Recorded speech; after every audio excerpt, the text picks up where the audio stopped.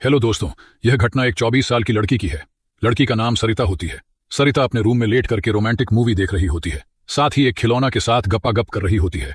कुछ ही देर में सरिता के मौसी का बेटा अंदर पहुंच जाता है। सरिता जल्दी से टीवी बंद कर देती है। सरिता की मौसी का बेटा, जिसका नाम राजू होता है, वह जैसे ही दरवाजा खोलता है उतना में सरिता टीवी बंद कर चुकी होती है।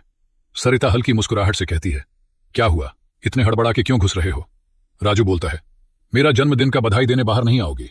सरिता बोलती है, तुम जाओ, मैं अभी आ रही हूं। क्योंकि उस समय भी खिलौना अंदर ही होता है, इसलिए सरिता राजू को पहले जाने के लिए कहती है। मगर राजू चादर को पकड़कर खींचना वाला होता है। तभी सरिता पकड़कर कहने लगती है, तुम जाओ, मैं अभी तुरंत आ रही हूं। लेकिन राजू सरिता की एक भी बात नहीं सुनता है और जोर से चादर को खींच देता है, जिससे खिलौना सीधे राजू के सिर में लग जाता है।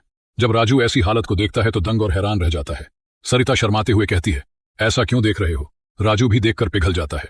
राजू कहता है, आज तो बर्थडे में कुछ अलग ही गिफ्ट मिलेगा। सरिता बोलती है, इसका मतलब क्या है? राजू हंसते हुए बाहर निकल जाता है। राजू के परिवार वाले जन्मदिन का मुबारक दे रहे थे। इधर सरिता का चेहरा उतरा हुआ होता है, क्योंकि सरिता के हरकतों के बारे में राजू देख चुका होता है, इसलिए सरिता शर्मा रही होती है।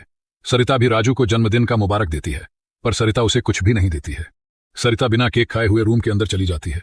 कुछ देर के बाद सरिता के लिए राजू केक लेकर जाता है। राजू कहता है, तुम बिना केक खाए हुए इतना जल्दी अंदर क्यों आ गई? सरिता को देते हुए कहता है, ये लो, थोड़ा खा लो। राजू फिर से कहता है, मुझे गिफ्ट नहीं दोगी क्या? सरिता बोलती है, अभी मेरे पास देने के लिए कुछ भी नहीं है। राजू कहता है, मैंने जो देखा वही मुझे चाहिए। सरिता कुछ समझी नहीं होती है तो फिर से बोलती है, इसका मतलब क्या है? दोस्तों, राजू सरिता के साथ संबंध बनाना चाहता था। राजू कहता है, मैं तुम्हारे साथ संबंध बनाना चाहता हूं। सरिता मना करने लगती है, पर राजू कहता है, अगर तुम मना करती हो तो मैं तुम्हारा मम्मी पापा को बता दूंगा कि सरिता हमारे घर में आई थी, अकेले अकेले रूम के अंदर खिलौना के साथ संबंध बनाती थी, ऐसा बोलकर बता दूंगा। इतना कहने के बाद सरिता मान जाती है। कुछ ही देर के अंदर दोनों संबंध बनाने वाले होते हैं। तभी सरिता कहने लगती है, देखो राजू, अभी मेरी हालत थोड़ा खराब लग रही है। राजू कहता है, अच्छा, शायद तुम तो पहले ही सब कुछ कर चुकी हो तो तुम्हारा हालत तो खराब होगा ही ना। राजू उठकर के वहां से चला जाता है। कुछ दिन के बाद सरिता अपनी मौसी के घर से अपने घर जाने वाली होती है। राजू भी सरिता के साथ चला जाता है। जब शाम को एक साथ पढ़ाई कर रहे होते हैं, राजू कहता है, तुमने मुझे बर्थडे का गिफ्ट अभी तक नहीं दिया। सरिता बोलती है, ठीक है, आज मैं तुम्हें मौका दूंगी।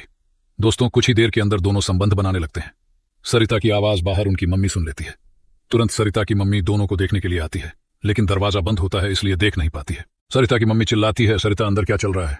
सरिता कहती है, कुछ नहीं मम्मी, बस हम दोनों पढ़ाई कर रहे हैं। लेकिन सरिता की मम्मी फिर से कहती है, लेकिन सरिता, ऐसा कोई पढ़ाई करता है? सरिता अपनी मम्मी से झूठ बोलती है। दरवाजा खोलने के लिए कहती है। इधर राजू दरवाजा खोल देता है। दोनों उस वक्त पढ़ाई का एक्टिंग करने लगते हैं। कुछ देर के बाद सरिता की मम्मी वहां से चली जाती है। जैसा ही सुबह होता है, सरिता अपने बिस्तर से उठ नहीं रही होती है। तभी उनकी मम्मी वहां जाकर सरिता से कहती है, क्या हो गया तुम्हें जो उठ नहीं रही हो? सरिता को पता थी, पर अपने मम्मी को बताने से शर्मा रही होती है। जब सरिता की मम्मी सरिता की सर में अपना हाथ रखकर चेक करती है तो सरिता का सर गर्म होती है, इसलिए तुरंत सरिता को अस्पताल लेकर जाते हैं। साथ में इधर राजू भी होता है। जब डॉक्टर सरिता का जांच करता है तो डॉक्टर भी हैरान हो जाता है। डॉक्टर सरिता की मां को अकेले में सब कुछ बता देता है। सरिता की मां भी इस बात को सुनकर दंग और हैरान रह जाती है। डॉक्टर फिर से कहता है, 1-2 दिन के अंदर में ठीक हो जाएगी, पर ध्यान रहे फिर से दोबारा गलती ना हो। दूसरा दिन ही राजू अपने घर चला जाता है। राजू अपने घर से सरिता के पास कॉल करके कहने लगता है, डॉक्टर ने तुम्हारे बारे में क्या बताया? सरिता राजू को बताते हुए कहती है, जब मैं तुम्हारे घर में थी और खिलौना के साथ मजा ले रही थी, उस समय जो हुआ था उसी के बारे में बताया। राजू फिर से कहता है, जो हमारे साथ में चल रहा है उसके बारे में किसी को पता तो नहीं है? सरिता कहती है, अभी तक तो किसी को पता नहीं चला है, मगर मुझे अकेले रह करके अच्छा नहीं लग रहा। मैं तुम्हारे साथ वक्त बिताना चाहती हूं।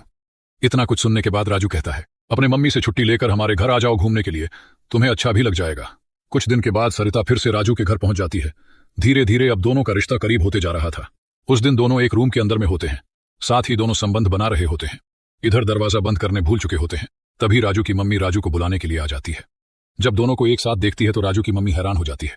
राजू की मम्मी कहने लगती है, तुम दोनों के बीच कब से यह चक्कर चल रहा है? राजू कहता है, ज्यादा नहीं मम्मी, बस 1-2 महीना। ऐसी बात को सुनकर राजू की मम्मी राजू को गरियाते हुए कहती है, तुम्हें यह सब मजाक लग रहा है? सरिता अपने सर झुकाकर बाहर निकल जाती है। तुरंत सरिता की मम्मी के पास कॉल लगा देती है और सब कुछ बता देती है। सरिता की मम्मी कहने लगती है, मुझे तो पहले से ही थोड़ा शक लग रहा था, पर मैं क्या बोलती। तभी इधर राजू की मम्मी कहती है, आपको अपनी बेटी से सब कुछ पूछ लेना चाहिए था।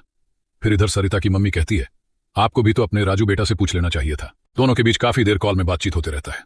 अब इधर राजू के पापा के पास कॉल कर देती है। राजू की मम्मी उनके पापा को सब कुछ बता देती है। राजू के पापा कहता है, राजू को पढ़ने के लिए हॉस्टल में भेज दो और सरिता को भी पढ़ने के लिए कहीं दूर भेज दो, नहीं तो एक दिन दोनों को शादी करना होगा।